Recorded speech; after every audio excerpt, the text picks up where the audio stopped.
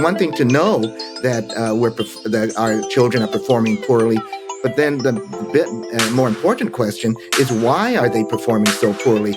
And it's only when we find out the why can we now know the how to improve things for the kids and to be able to raise them up so that they'll be able to do better not only in school but then in the end do better in life, in the workplace, and have a successful and prosperous life and future.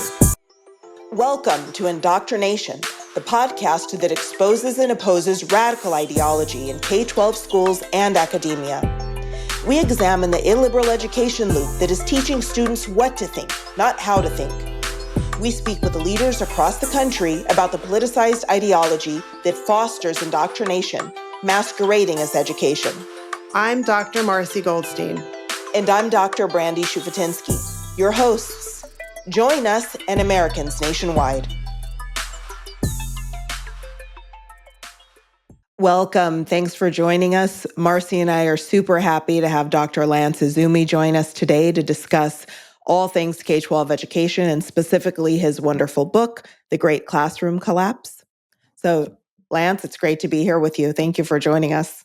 Well, thank you very much, Brandy. It's such a great pleasure to be with you and with Marcy, be able to talk to both of you and to all your viewers and listeners. Right before we jump in, I actually want to start with asking you, I think the question that both Marcy and I can agree needs to be answered and addressed here. What motivated you to write The Great Classroom Collapse? Well, when you look at the state of education in America, a lot of people will look at test scores to see, how well kids are doing, especially in reading and mathematics. And, the test scores, unfortunately, in this country are at an abysmally low rate, low level. I mean, here in the United States, 7 out of 10 kids are not at the proficient level in reading and math at the 8th grade based upon national test scores. And so what I wanted to do was to really kind of go behind and dig a bit deeper than those test scores to find out why is that?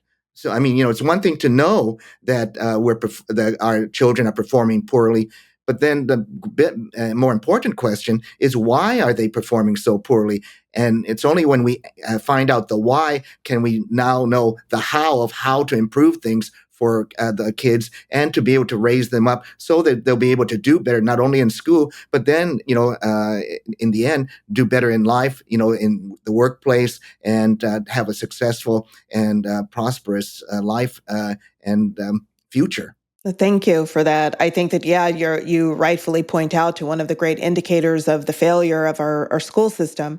And what that is, the test scores and unfortunately poor academic outcomes that we're seeing kind of across the board in the K-12 system. I'm just also curious about an argument that your book kind of leads a great argument for things like school choice. But even with school choice, parents and students are going to be subjected to teachers who haven't learned how to teach kids how to read. They haven't learned how to teach kids mathematics. So how do you address those concerns? Or how do you suggest we address those concerns across the board in a more systematic way? I've always supported school choice to give parents as much opportunity to choose the education that they think is right for their children. But what I wanted to point out is that it's not a total panacea for things. First of all, I mean, some children are always going to be in a public school. And so therefore, even under, let's say, a universal school choice program, and if you look wherever that's been implemented, a large chunk of kids still remain in the public school system. And so therefore, we need to improve the education and the learning for kids in the public school system, regardless of whether we have a school choice program in effect, universally throughout a state or a jurisdiction. Also, too, one of the things I point out in my book is that even in the private sector, I have a chapter on a woman, a mom who described how the private school that she paid tuition for in a very high-priced area in Marin County, out in the Bay Area here in San Francisco area in California, how the reading instruction there was incredibly ineffective and cause a lot of problems for kids of very affluent families. So it's not just a case of low-income kids having these low skills. It's across the board, and it can affect anybody if ineffective reading and mathematics instruction is delivered to them. And so, therefore, in terms of the school choice side, people have to understand that just because you might have an education savings account or something like that, they have to be very wary, and they have to be very fully informed about what works and doesn't work in terms of reading and mathematics, because they could end up paying going to what seems to be a nice private school, but they may get very terrible instruction. And so, therefore, that's one of the reasons why I wanted to include a chapter on private education as well, because we have to understand that this sort of poor instruction, is not limited only to the public sector. It can seep into the private sector as well, and parents have to understand that. Very good point. I was reading your book and also watching a podcast with Sam Harris, and he was talking about putting his history hat on. And I'm trained as an historian, and it brought me back to our topic. And I'm wondering, how did we get here? I mean, just going even farther back before we talk about the fixes a little bit, think about modernism, postmodernism, ideological capture, and the schools, both publicly and privately, for some reason, the teachers and the unions seem to be invested in this way of doing things, even though the students aren't doing well. So, what's a little bit more of the long view to how we got here and why people would be like maybe even risk averse to trying something new when what's happening is just not working well? I think that's a very good point, Marcy. And, I was a history major when I was an undergraduate at UCLA, so I love history. In terms of giving people a little bit of background in how these sorts of ineffective teaching methods seep their way into America's classrooms, you have to look at, maybe way back. People may remember when they learned how to, let's say, do mathematics. They may have learned that, the standard algorithms, 1 + 1 = 2, 2 × 2 = 4, those sorts of operations, which, caused them to become very automatic when it came and fluent when it came to mathematical operations. But unfortunately, you had this movement that came in, decades ago that saw that type of learning as being just rote, learning without much thinking involved with it. And so, therefore, in order to, get away from the standard algorithm way of learning how to do mathematics, for example, you had this movement towards constructivism. And constructivism is a philosophy where basically you ask students to construct their own knowledge. So, which seems kind of a little bit bizarre, because the reason why you go to school is because you don't have that knowledge, and you want somebody, the teacher, to be able to impart that knowledge that you do not have, so that you can then be able to do a particular subject and to do it well. And if you were supposed to discover your own knowledge and construct it on your own, well, why exactly do you need to go to school to begin with? And so, and the trouble with that also too is it's incredibly ineffective and inefficient.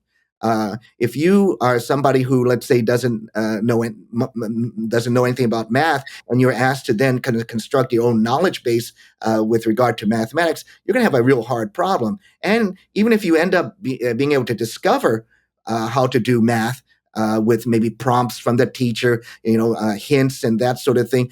If you eventually do discover how to do multiplication or division or algebra or whatever it is, that it's going to be highly inefficient because it took you a long time to get there, right? Instead of being able to add and subtract and multiply and divide and be able to do all those sorts of things, as I said earlier, automatically and fluently, be able to do it without really giving it much thought, you'll be able to do, 10 problems at the time, somebody who's trying to discover and construct their own knowledge may be able to only do one problem. And so one of the things that I did before this book, The Great Classroom Collapse, years ago, this was actually maybe over 20 years ago, I actually wrote a study that looked at the teaching curriculum at schools of education in the California State University system. And one of the things that I found is this constructivist mindset was embedded in the teaching curricula in the schools of education. And so therefore, for example, in mathematics, teachers were told, don't worry if this constructivist way of teaching causes students to be confused. And I always remember this from this textbook I read for this study, that don't worry about if their students are confused, because confusion is essential to the process. And I thought to myself, well, I remember when I was in school, and the last thing, especially in mathematics, that I wanted to be was confused, because that confusion leads to frustration, and frustration leads to hatred of the subject. And so, therefore, the last thing you want to do is to have kids confused. And the way you fight that is by giving them the basic foundational knowledge and skills necessary to do mathematics, for example. And and that means, again, doing what the progressive movement has viewed as being rote memorization or learning. Well, those are the things that actually have worked for eternity, basically, ever since we've had mathematics. And so why are we doing something that is so different, and also so different than what the high performing countries in, let's say, the Far East are doing? Those are the countries like Singapore, South Korea, China, Japan. They're always at the top of the mathematics testing totem pole. And the reason why is because they don't do these progressive types of methods that have been shown to be so ineffective, and which I lay out actually in my book. I've seen this push for kind of an erasure of expertise and a teacher as an expert. And I just wonder how much that plays into it with the push to democratizing the classroom and everyone's knowledge being equal. And I mean, math is a perfect subject to really kind of point to everything that you said, that if there isn't the foundational knowledge, a student who's a child can't construct knowledge out of nothing. There has to be foundational knowledge. And when I was in school, we had to memorize the multiplication table, for example. I think probably every classroom in the 80s had that table, the poster of the multiplication table for kids to look at and study, and then the teacher would cover it up when you had your test. But I wonder also if this is just part of a larger movement that sounds good, democratizing the classroom. We live in a democracy. Sounds wonderful. But what it seems to do is erase the expertise of a teacher as the educator, and students as the ones who knowledge needs to be given to. And I wonder if that's, in your view, more of a what you're seeing, more of what you saw when looking at the schools of education in the Cal State. I did a similar study, very brief, on the UC schools of education, but I'm wondering if that's something you're seeing, this kind of flattening of a hierarchy as kind of just a broader attack on the idea of an expert and subject matter expertise.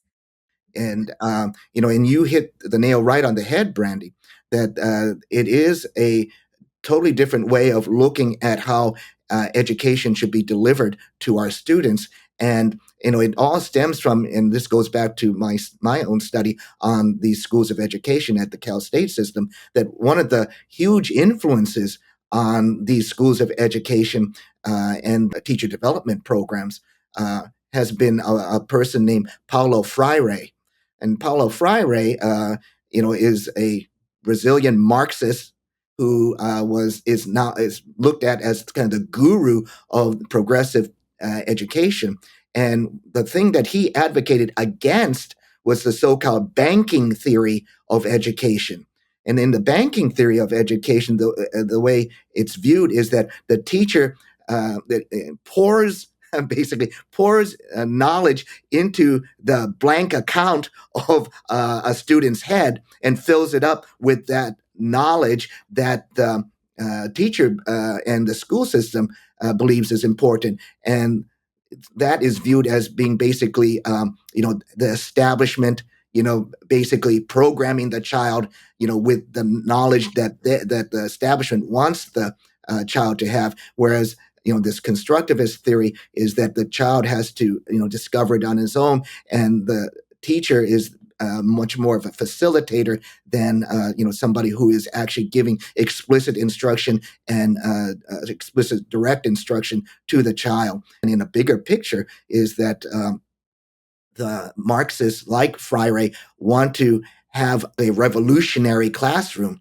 where the child becomes basically a revolutionary warrior for the revolutionary cause.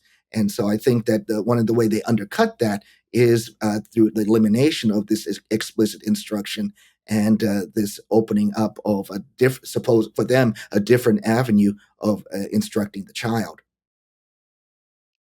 Wow. The languaging is so interesting because one of those philosophical systems that came on board decades ago is deconstructivism, right? And now it's kind of going in the reverse to empower the child. However, they're not empowered because they need information at the young age of K through 12.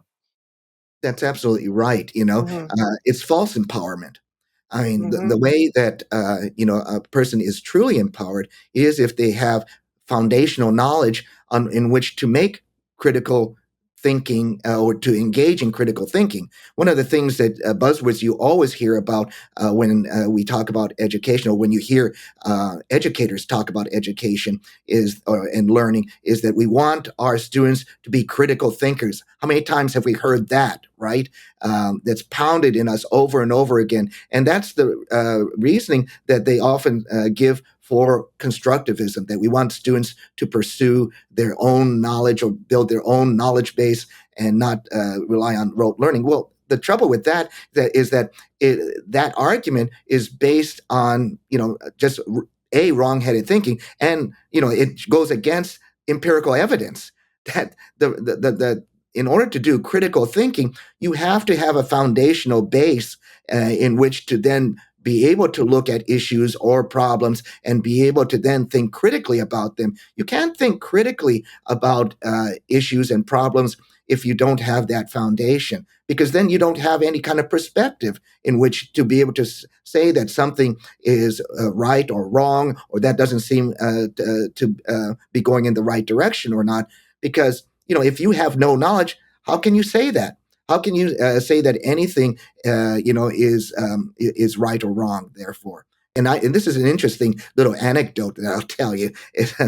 I was actually going to my dentist, and I was having my teeth cleaned, and my dental hygienist was asking me what I had been doing lately, that type of small talk you always have in the dentist chair. And so I said, well, I just written this new book called The Great Classroom Collapse, and it's about the implosion of reading and math skills in the country. And without any kind of prompt on my part, she launched in to this rant, or this, kind of emotional discussion about her own child, and how she said that her child is having difficulty in mathematics because the way the school was teaching mathematics was in a very progressive, convoluted way. Instead of just teaching, again, the basic mathematical operational facts, algorithms, in order to be able to do things automatically and fluently,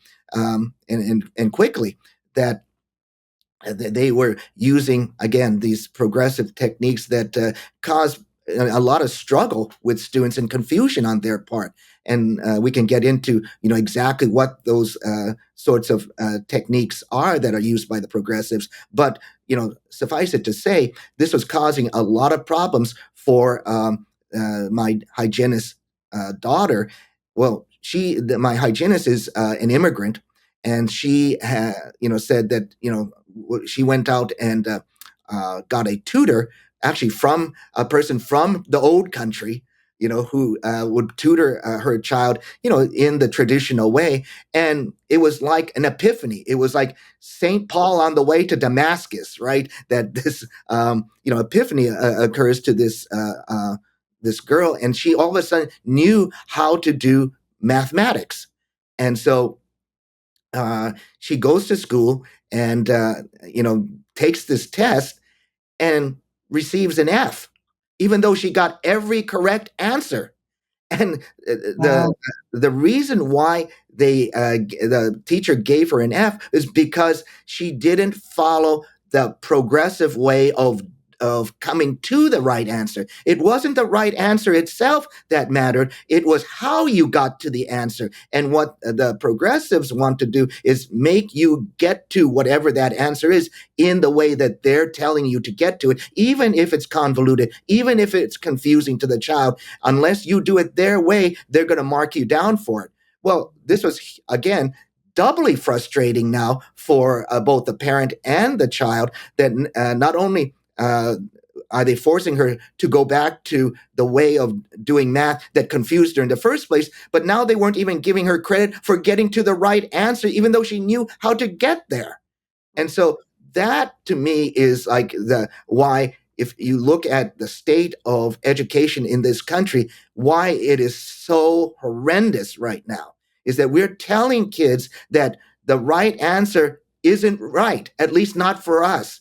It's what's more important is how you got there using our ineffective ways of doing things. And we don't care if you're confused. We don't care if you're frustrated. We're going to force you to do that according to our way anyway. And what we're having is kids who are again frustrated and confused, but also people who don't know the subject matter and are going to end up becoming very, let's say, and this is the thing that my hygienist said, that her daughter hates math. Hates math. Now, here's a person who probably could love math, but now hates it because of all that's happened to her. And that's what we're breeding or generating in this country, is a whole generation of children who hate mathematics when they don't have to. It's I mean, it's incredibly frustrating to see in the state of our public education system, sometimes private education system, K-12 system, because it seems to be one of the few that can continue to fail and keep getting more money and resources thrown at it to continue to produce a terrible result. And it brings me to the question of why. So in somebody has to be benefiting from such a failure. And I mean, there's going to be, I'm sure, over the next couple of months, especially with a new incoming presidential administration and education, K-12 education being kind of one of the central issues on a lot of parents' minds across the country, that what's going to happen, that this hasn't worked, that hasn't worked. What is it that we need to do? And a lot of it's going to be partisan. We hear teachers unions and teacher union supporting organizations very standing on one side, very pro kind of what's going on and the kind of continuation of a lot of the programs that you highlight so effectively in your book, with the mathematic programs that are producing kids that can't do math, with the language arts programs that are producing kids that are illiterate. And then there seems to be another side that just thinks, do away with the whole thing. The Department of Education has failed us, get rid of it. We need something better. If you could, with everything that you've researched and all of the knowledge you have, if you could create a system that would lead to American kids learning in their K-12 classrooms, what would it look like? Well, I think that regardless of whether you're talking about a public or private or homeschooling situation, you know, let's take reading, for example. What works in reading is the science of reading.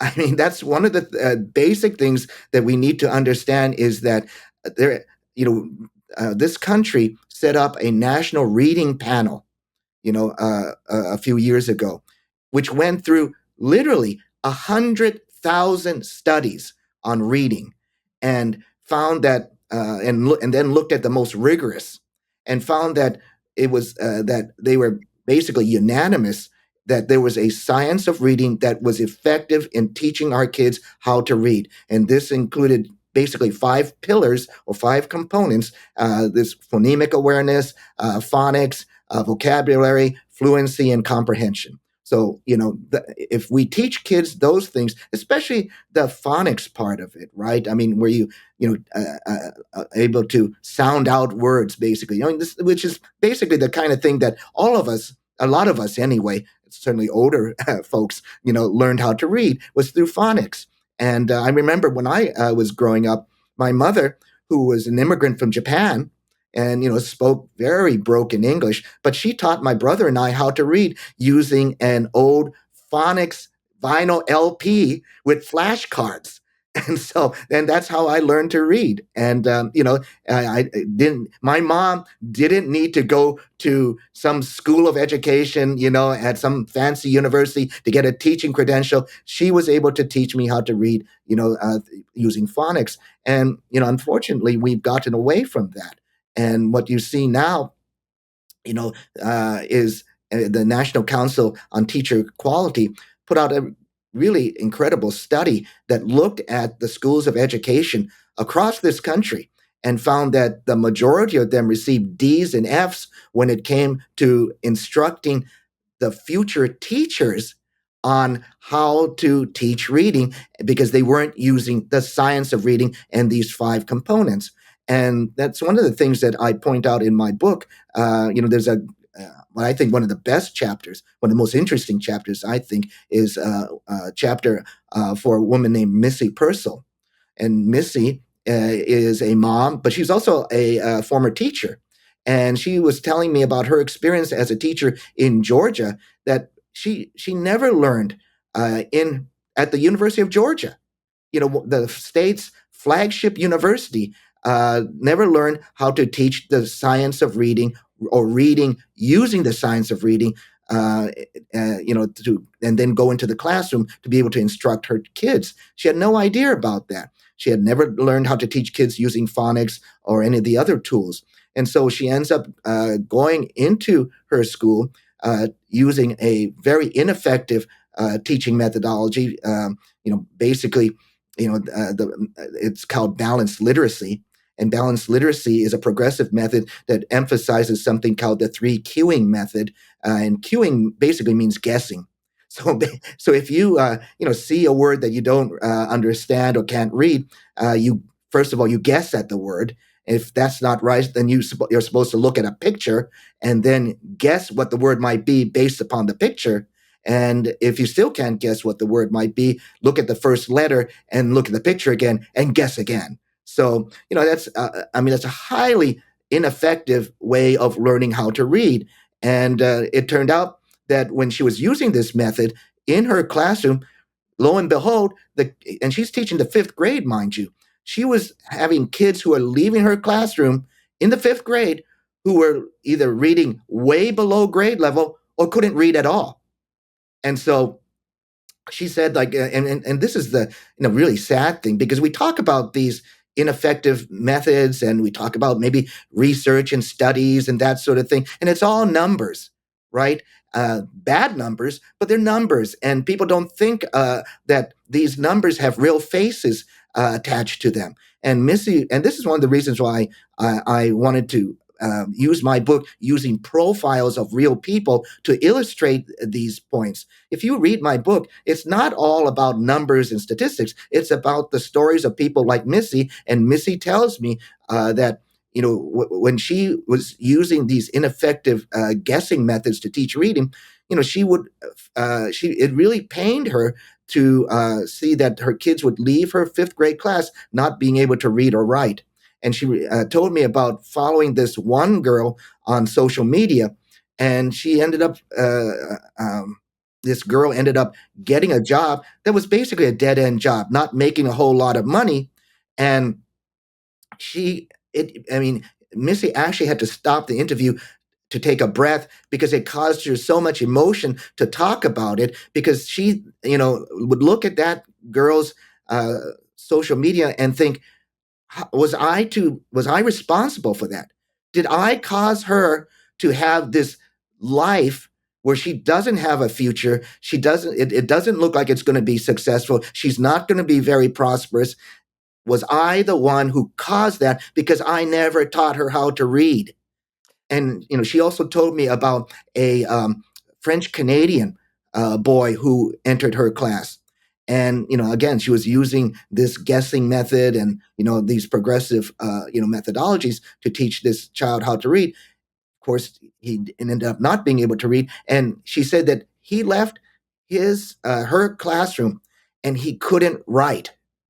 He couldn't write a complete sentence. And she says she always wondered, and then the child leaves her fifth grade class, is going on to middle school. And she always wondered whatever happened to him, because, what kind of future could he have had leaving her classroom in the fifth grade and not being able to write a sentence? And so I think that that's the kind of thing that we have to understand, that beyond these terrible statistics are people like this poor girl in a dead end job, this poor boy who can't write a sentence, and what's happened to them.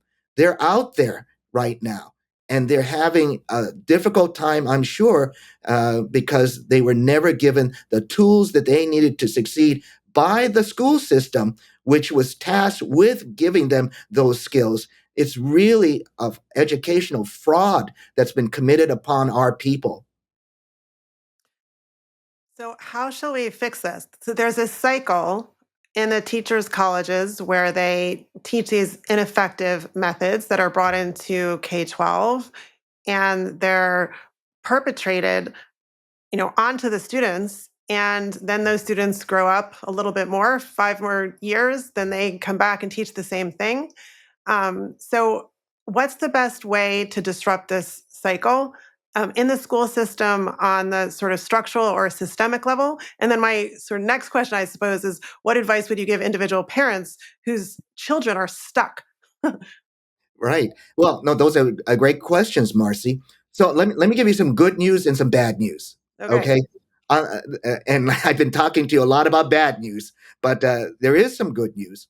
Is that this these progressive methods for, let's say, teaching reading have proved to be so ineffective that even in the academy, there's been a collapse of support for a lot of these progressive methods. So a lot of these progressive reading methods that I've talked about have stemmed from Columbia University, from an academic named Lucy Calkins, and her, just recently, her center actually closed at Columbia University, and Wow. so I think that's an indication that there's a loss of support for that type of methodology. That doesn't mean that there aren't a lot of her acolytes who are still out there promoting this, really dystopian, vision of reading in America. That there is an indication that that is going to change, hopefully, in the academy, at least over time. The other thing that's good news is that states are seeing that this is a problem. So, where Columbia University is located in New York State, which is obviously very deep blue in political allegiance, that Governor Hochul has actually, in this current budget that just was recently approved, that they're going to be funding a Back to Science of Reading curriculum and movement and teacher training. And so, what's great about her program is not only are they allocating money to promote the science of reading in the curriculum and in the schools, but the heads of all the systems of higher education, public systems of higher education, such as the State University of New York, like they have bought into what she wants to do, and they are going to start to change the way that they are training teachers, so that you have teachers who are not just all of a sudden told tomorrow, hey, you have to change from this progressive method that you've been using for the past umpteen years, and now you've got to use this science of reading method, which you've never been trained on before, and that would be unfair to the teachers. Well, what they're going to do is they're going to start training the teachers in the colleges, using the science of reading, and they will have professional development for the teachers already in the system. All of which is very good news for the children of New York, that's going to be coming down the pike. That's happening in a lot of other states too, and so that's good news that we might actually see, the Titanic turning a bit, and hopefully avoiding that iceberg. But as usual, and I'm in California, as usual, California is the anchor that impedes progress, and it causes the American ship to hit icebergs. And we had a bill here in California earlier this year, uh, and authored by a Democrat member of the state assembly named Blanca Rubio. And she's a terrific person. And I interview her, and there's a chapter in my book on her and her story and her bill that she introduced that would do basically the same thing that Governor Hochul was doing in New York to get the schools of education and the curriculum to go back to the science of reading, to ensure that kids in our state are able to read and write, and it had incredible support.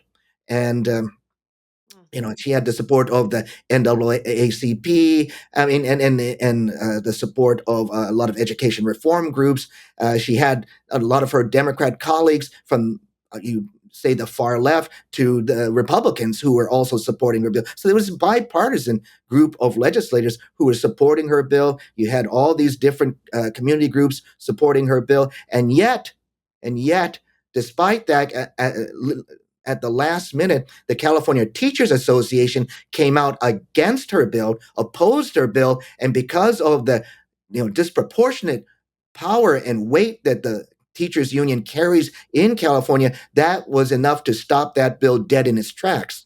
And so it didn't pass the legislature. And so therefore, our kids here in California are stuck with this balanced literacy, 3Qing method, all these progressive, ineffective methods that have produced test scores in our state that are abysmal. And California has one of the lowest, if not the lowest, adult literacy rate in the country. And a lot of that is because of the ineffective teaching methods with regard to reading that were implemented in the schools while those people were, receiving their education. And so, therefore, there's unless that pipeline is changed, we're not going to see a lot of positive impact down the road. Oh, and let me talk about what parents, Marcy, that you want to know what parents can do. Can I ask And, one other question before we shift to that, if that's okay? sure. So you're calling it the progressive way of doing things. What do they call it? Well, something. They call them basically by these euphemisms. You know, Mhm. uh, they don't necessarily say that. They'll certainly try and label things they dislike as rote learning. Because or memorization or something like that, something that will tell you that, oh, that's terrible because you're not thinking critically, and we got to get away from that. That's so 19th century, right? And so we want to do things a new way. In fact, that's one of the things that the teachers union used in their opposition here in California to Blanca Rubio's bill. They said that they didn't want to straitjacket the education system with the science of reading because the instruction of reading is always evolving. No, it's not. No, it's not. I mean, when you have, thousands of studies that say the science of reading works, it's not evolving. Those 5 pillars I talked about, phonemic awareness, phonics, fluency, vocabulary comprehension, those work. And that's not evolving. And Mhm. so, they want to appear as though they're the ones who are thinking about the future of their children and preparing them for the modern world when they're actually doing the exact opposite. Mm. And um, you know, you hear these euphemisms for the types of reading that they or types of uh, methodologies that they use, like balanced literacy. Well, doesn't balanced literacy, which includes that 3Qing method I mentioned, well, doesn't that sound good, right? Because we all want balance, right? Who wants something that's unbalanced? Because and so balanced literacy sounds well. If you're a parent, well, gee, I think that sounds good for my child. When you dig down and you find that, well, it's not balanced. One of the things that you will find oftentimes in these types of progressive methodologies is that they'll use a fig leaf of the traditional to hide the rest of their methodology. So supposedly in balanced literacy, there's supposed to be a small component of phonics included. But as Missy Purcell said to me when she used a balanced literacy program in Georgia, she said that she couldn't find any phonics that was involved in that program that she was using, and so there and and even if there was, she wouldn't know how to teach it because she was never taught how to by her school of education. And so what you'll get are euphemisms. It's just like in mathematics, where we have to deal with things like the Common Core mathematics standards, which have proven to be such a disappointment and actually an impediment for learning math.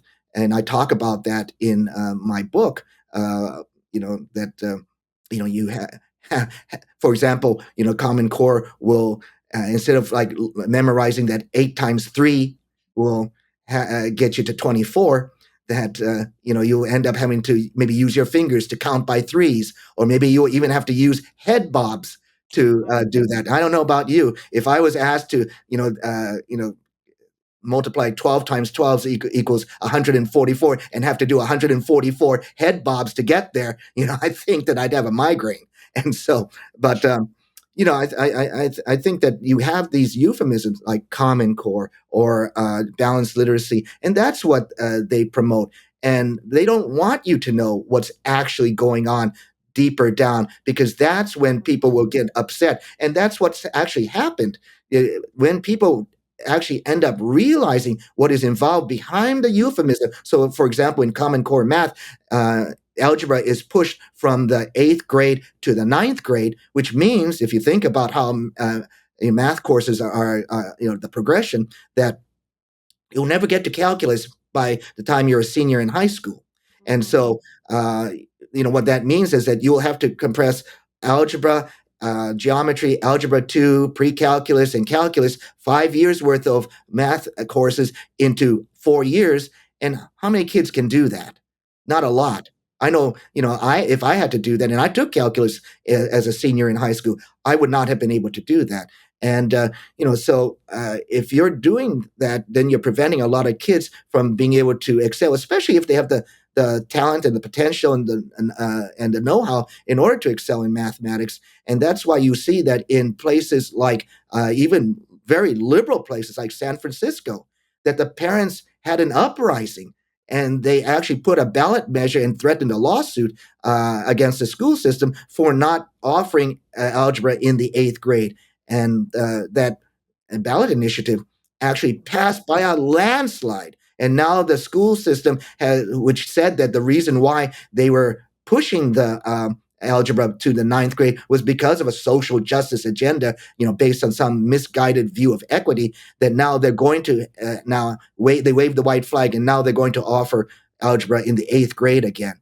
And so I think that that's one of the things, and goes back to your question again, Marcy, about what can parents do, is that parents, first of all, they need to be informed about what is actually taking place in their schools, because you can't protest, bad policies or bad methods if you don't know what's going on.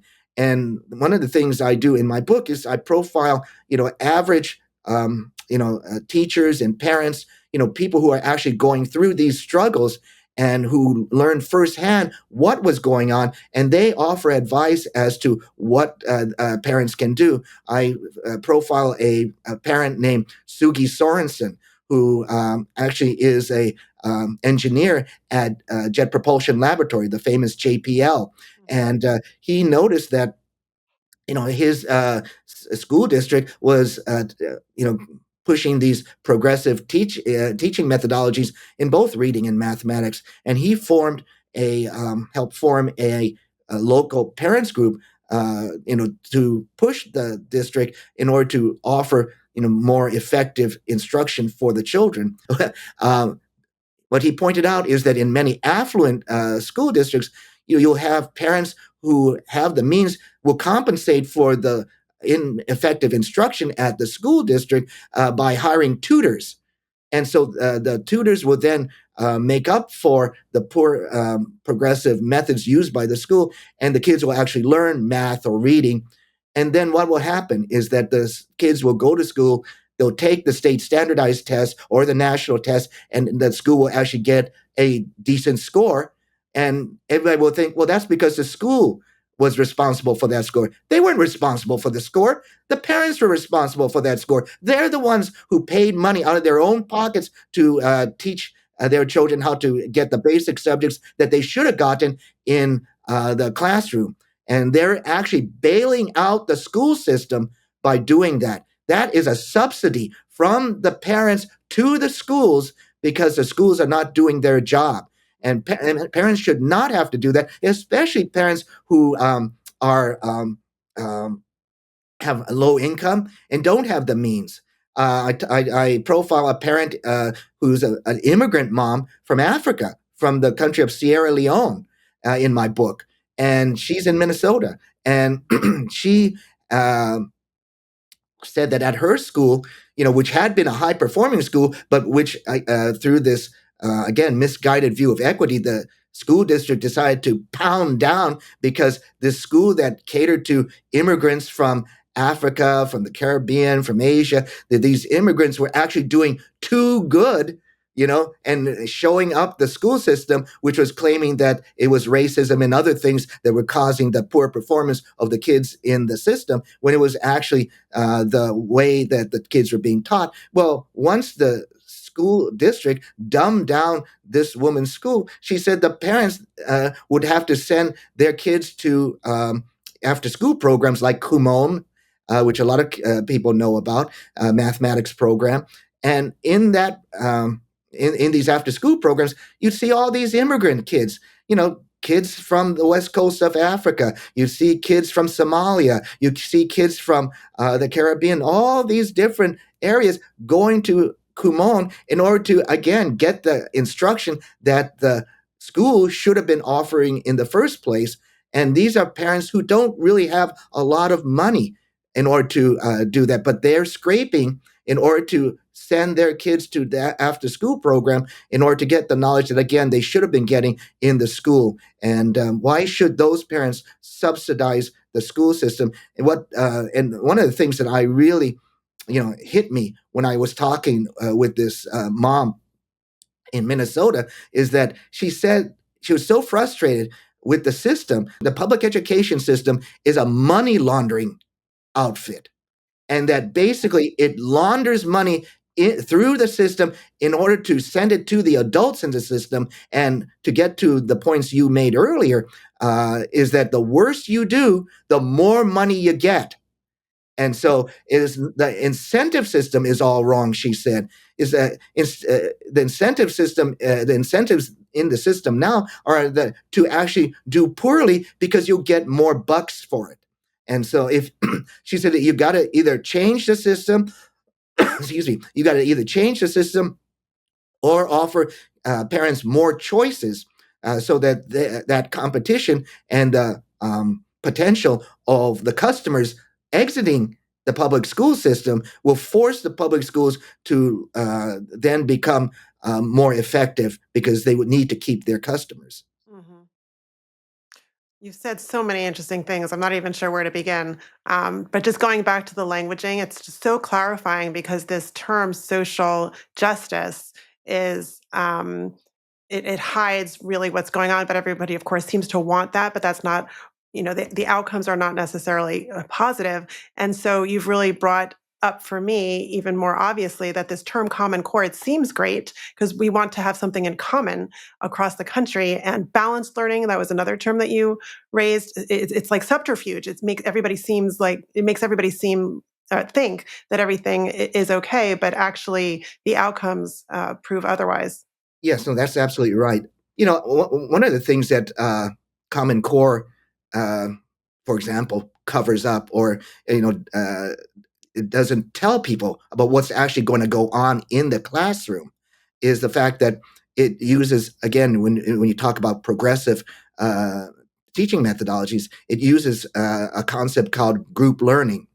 And so what this is that it instead of kids learning on their own as individuals and then being able to show how much they learned as an individual, what Common Core does is it groups kids into small groups of maybe, let's say, 4 kids, and the kids are supposed to work on problems and then come up with an answer that represents the product of the group, and then that determines the grade that they'll get on that assignment. Or sometimes there's even things like group testing, where everybody in the group takes a test, but the teacher will take at random a test from that group, and then that will represent the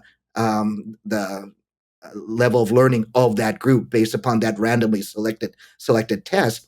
And what that does is, I mean, first of all, the reason why uh, progressives love group learning is that, again, it's this social justice equity view of learning, is that you don't want, some kids to, achieve at a higher level than others, and individual learning tends to promote that. With group learning, there's Sugi Sorensen, the JPL engineer who I mentioned, says that he believes it's an equity-driven concept, that and it's Marxist, really, that you want to redistribute the learning of the kids who are, let's say, achieving at a higher level amongst the kids who aren't achieving well and who have a deficiency. So, it's basically instead of taking money from one person giving it to another, you're taking the knowledge of one person and giving it to another in this group learning type of a method. Now, the trouble with that, as all Marxist methods, they're inherently defective, is that they don't understand human nature.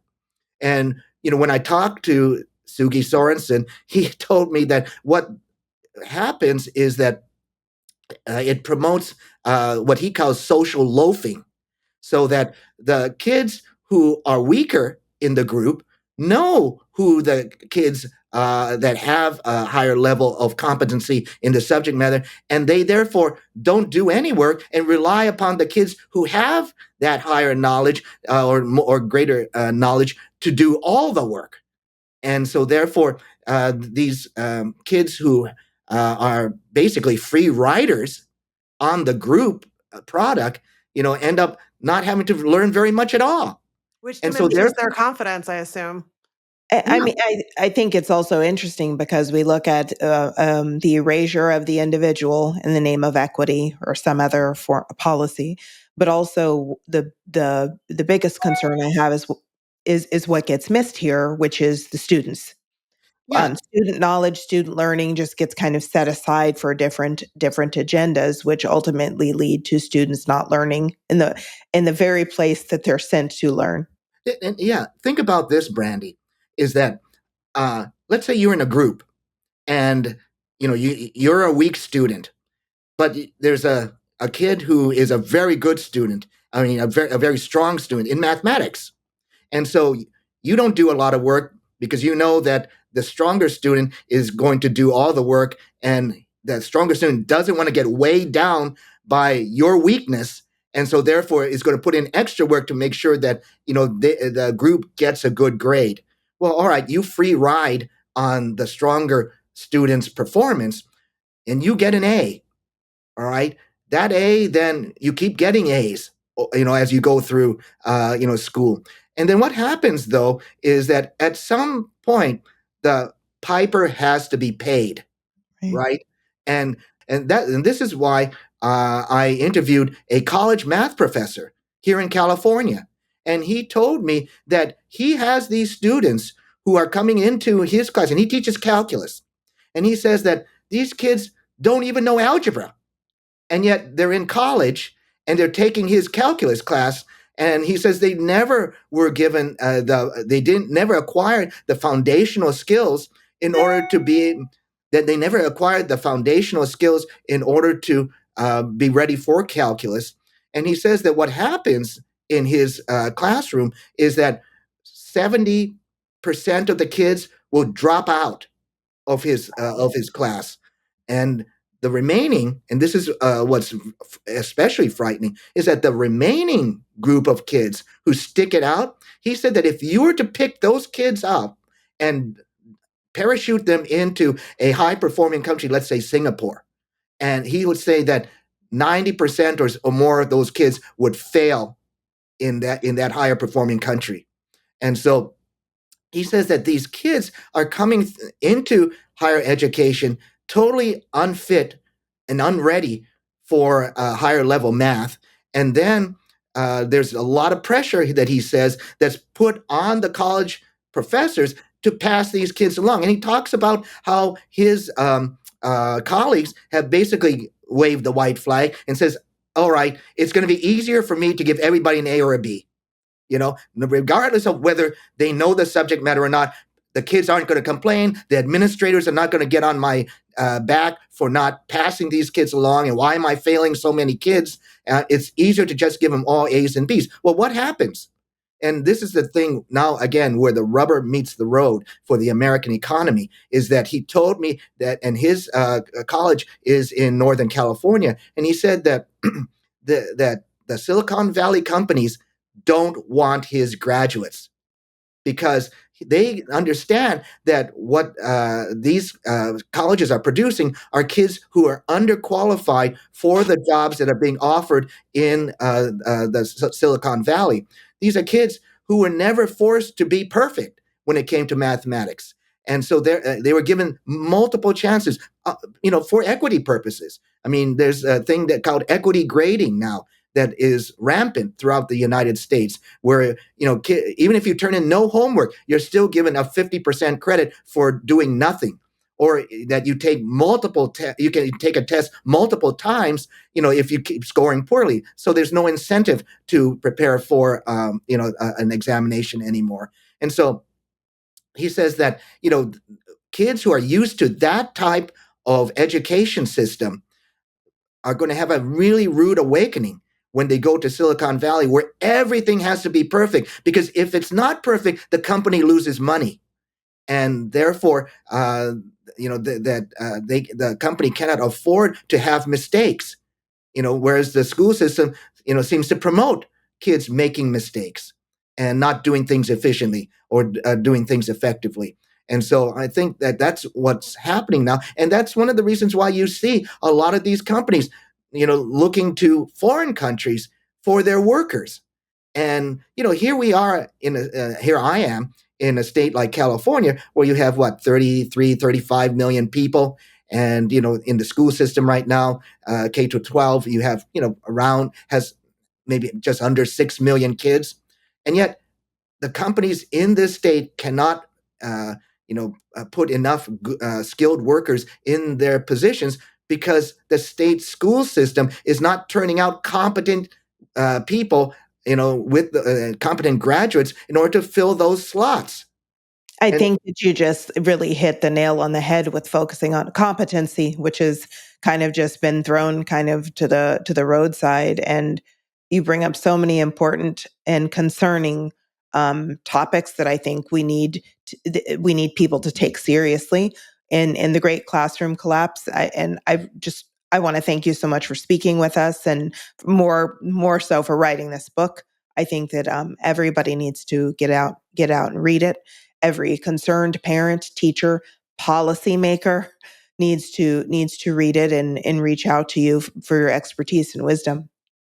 well, thank you very much, Brandy and Marcy. I appreciate the opportunity to talk about my book on your podcast. I was so happy to receive the invitation to be on your program, and people can get my book, The Great Classroom Collapse, on any online bookseller, Amazon, or any other place where books are sold. And hopefully they enjoy it. One of the great things that I've been receiving, in response to the book, is a lot of praise from school board members and others in the education system who say that they were unaware of what was actually going on in the schools. I mean, they're the ones who are making policy, and yet they were unaware that this was what was actually taking place, and that they're going to try and now reform things based upon what they've read in my book. And that is heartening. That And that is heartening that they are, acting upon the information and the recommendations that I offer in the Great Classroom Collapse. Yeah, it was a wonderful book. And I love your approach with using people's individual stories. It really humanizes the situation and we get to know actual people. And I look forward to hearing more from your research. I'm sitting here in North Carolina, by the way, and I'm just wondering, like, what is exactly is going on in my part of the country because we're representing three different parts of the country. California, I think Brandy's in Pennsylvania. Pennsylvania. Yeah, and I'm down here where things are not great in the public school system, and I've got all sorts of other questions. And I would love to continue talking to you because obviously you're just opening the door to so many important conversations. And just by preparing to speak with you, I have learned so much and you've helped make so many things make sense that I have kind of been aware of, but you get very busy with parenting. And so it's hard to pay attention. My kids have been to both to private charter and public schools. And so as we've been sitting here talking, I'm just kind of reviewing, what's happened in the past 18 years. And I just think this is going to be so helpful for so many people. And I'm really looking forward to speaking with you more. Yeah, I'd look forward to more conversation. There is a lot to unpack here. We've, kind of just scratched the surface, but Yeah. I'd love to come back and be able to talk to you more about a lot of these topics because there's a lot more to say. Yeah. Thank We you would so love much. that. Thank you. Thanks, Sons. Thank you for listening. If you like and wish to support our work, subscribe to YouTube and follow us on our socials. The links are in the description.